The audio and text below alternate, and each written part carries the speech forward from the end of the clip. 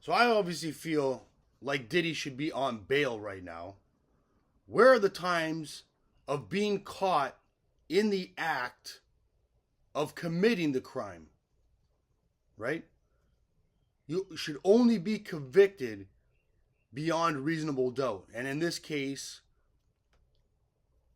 it doesn't seem like anything other than an audio recording or a video would prove that he was transporting these people, okay?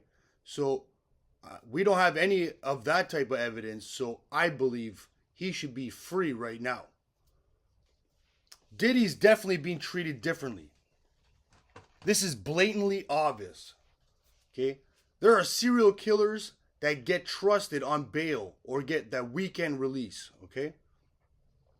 Why wouldn't a guy who was charged, not proven beyond reasonable doubt, transporting humans for the purpose, in my eyes, in this case, you would have to show video or audio of him committing this crime in order to make me believe it. And there wasn't any of that. There also wasn't any self-conviction. So how did they render this decision?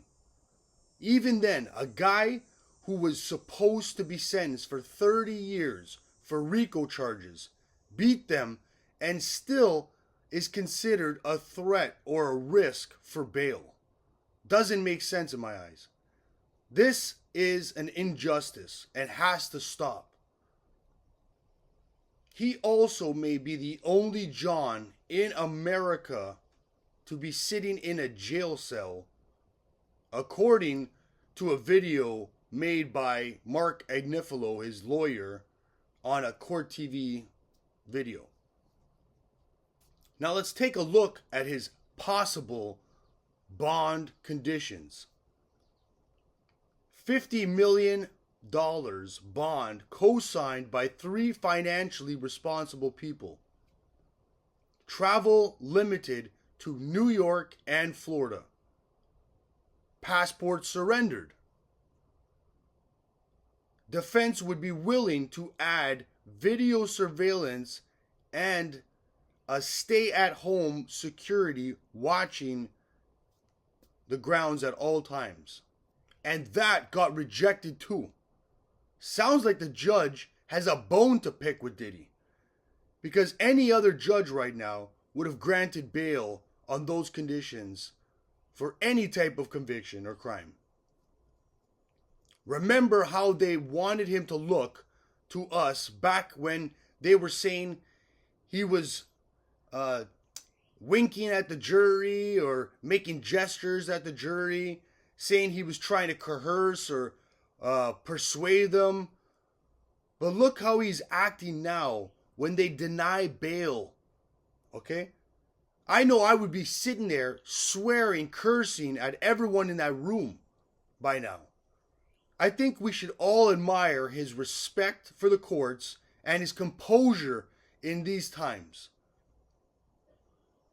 Maybe that's what the courts are trying to get him to do. But I know if I was right or innocent, I would burst out at this point. What else I thought was really strange is that the courts usually take a lot into consideration whenever they're doing a sentencing or whenever there's a bail release, possibility. They take a lot into consideration. So they would look at, your previous crime histories. They would take a look at how big you are or how important you are to society. They would also take how you are acting while you're being detained currently. So are you acting up in the jail cell? Are you on good behavior right now while you're being held? It seems like that didn't come into play. So why that didn't come into play, I have no idea, right? If you look at the checklist, and you would be able to check off all those things, right? He's been on good behavior while he's being detained. He has been a good person in society. He doesn't have a lengthy criminal record. this would be his first offense for that crime. All these things added up would definitely result in getting at least a bail, right? Let alone a $50 million bail, right? So I think when this is all over, I think Diddy's going to end up having the possibility to sue all these people, right? He's going to get his $30 million back from Cassie, okay? He's going to get some money from the courts because they improperly, institutionalized this person. Just so many things are going to come out after this, and we shall see.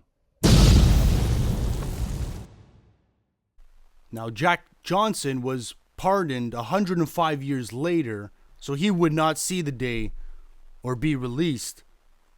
But he was still pardoned by this government, by this president, for the same offense. And if not, there was probably less, I'd say the same amount of evidence. Okay? So it's very relatable. So what are we doing here, Trump? We're gonna, push the goalposts for some people, and then some people that you have like a little bit of personal beef with, you're gonna act like, this is a friendship game and not you acting like a president more.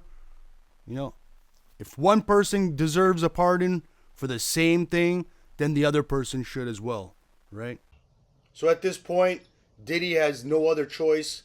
He cannot try and get another bail sentencing or, motion, and he's going to have to sit this one out until his next sentencing in October.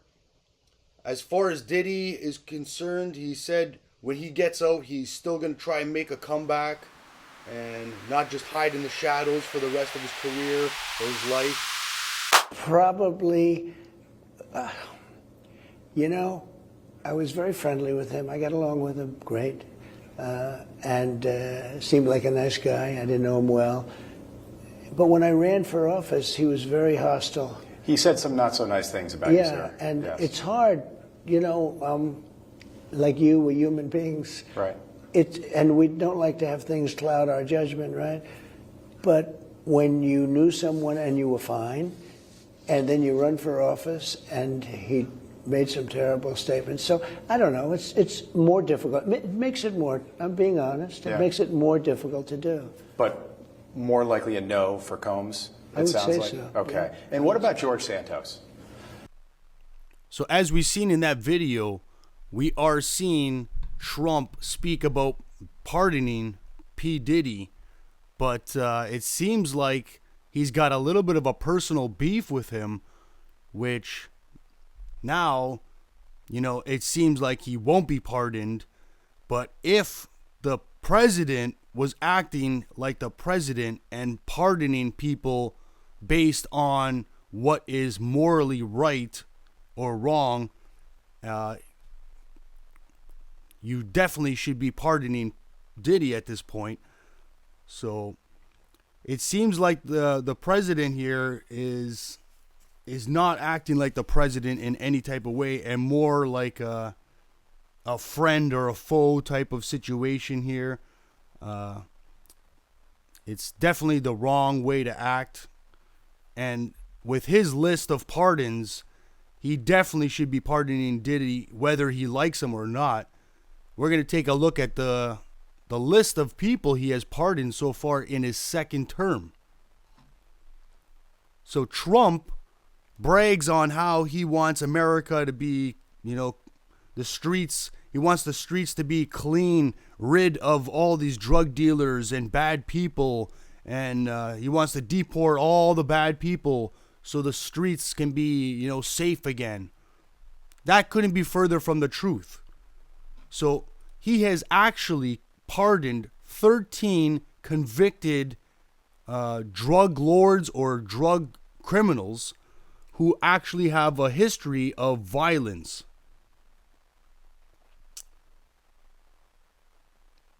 In 2020, Trump's administration also freed a senior Mexican military official arrested by the U.S. Drug Enforcement Administration in Los Angeles on charges he helped cartels traffic drugs into the USA under pressure from Mexico's government. Officials in Trump's Justice Department dropped prosecution of General Salvador Cienfuegos Zepeda. In the first month of his second term, Trump also pardoned Ross Ulbricht, a former tech entrepreneur serving a life term in federal prison for creating Silk Road, a dark web internet site that became a major conduit for drug traffickers. Here's a list of a couple more people here he has pardoned.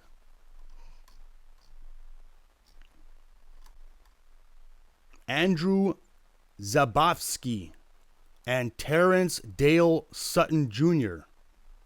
Full and unconditional pardon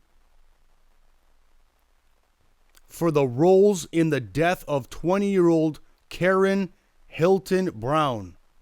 The pair were sentenced for their involvement in the death of Hilton Brown.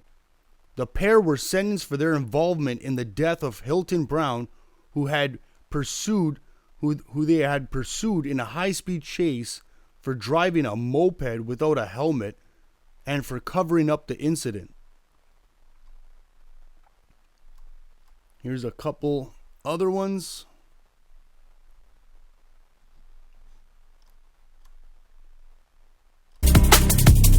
It is our duty to prevail.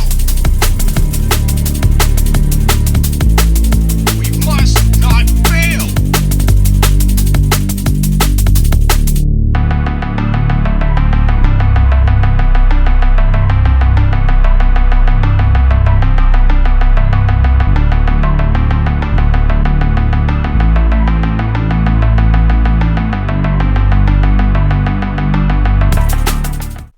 So there you have it. Trump has pardoned everybody from tax fraud, people accepting briberies in the police department, like a chief, convicted killers. He has pardoned Larry Hoover, who was like the king of the gangster of the Gangster Disciples gang. He actually was convicted of murder in 1973. So when Trump is up there saying, you know, I want to get people who have murdered not one, not two, but even 3 people who are walking around on our streets right now. That's what he tries to tell us, right?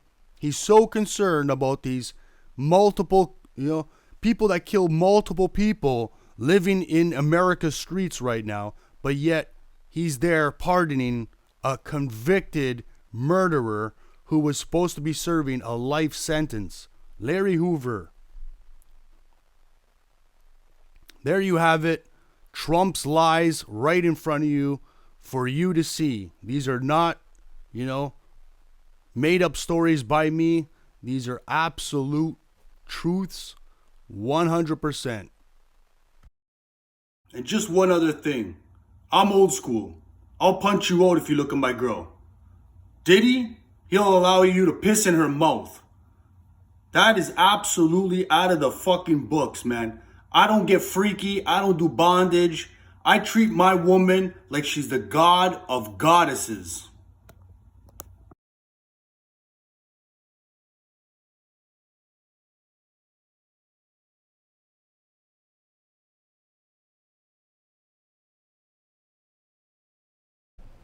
So as we inch closer to the end of Trump's first year as president, it is clear what he has done or has not done. He has not stopped the war in Ukraine in one day, like he said. He has not cleaned up the streets and rid them of criminals and killers and clean up the streets with drugs. He has not made everybody's pockets fatter. He has not made every American citizen richer. So what do we expect in the future? I guess we have to expect the same trends to continue. Trump will continue to pile drive his own citizens, his own middle class and lower class citizens. Until next time, I'm Steve Stacks. Thanks for watching. Please hit the like and subscribe button. And if you can, please leave a kind donation on the way out. Peace.